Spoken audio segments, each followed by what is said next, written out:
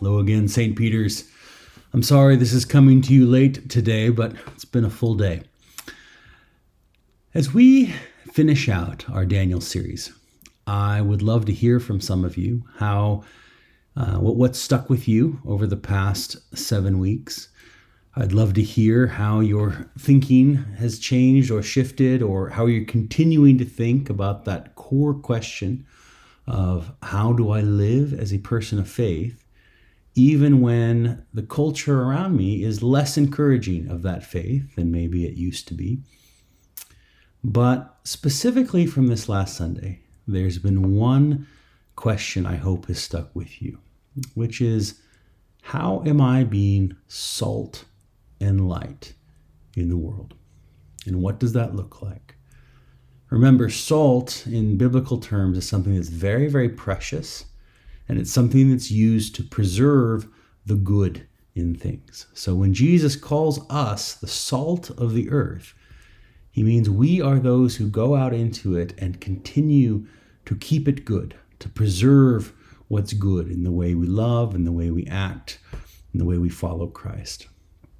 And so for each of us, the challenge is how to be salt, right? Sometimes as Christians, especially as the world begins to, not think we're as cool as they used to think, we can either want to hide, so to keep ourselves away from others, to keep quiet about our faith.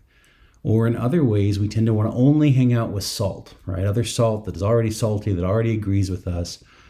But neither of those actually does or accomplishes the purpose for which salt is designed. In order to be salt, we have to go and we have to enter into the places that need salt, right? Or think of it as light and darkness. The light has to go to the places that is dark if it's going to be useful. If all the light just hangs out with the other light, then nobody else can see. So this week, I hope you're praying, I hope you're thinking about how you can be salt and light in real life to the people that you are around. So your school friends, your family, your neighbors, that sort of thing. The people who you are literally in contact with, your work friends. What would it look like to be salt, to go to the places that need it, to be light that goes to the places that need it? It might not be the nicest places. It might not be hanging out, at church or in Peddler's Village, but where are the places that are dark and need light? Pray about that this week.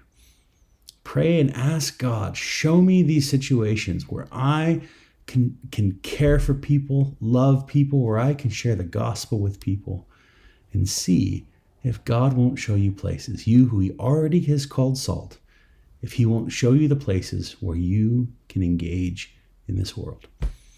With that, I'll be praying for you, be praying for me, and I look forward to seeing you Sunday as we celebrate a baptism together, which should be fun. Thanks, St. Peter's.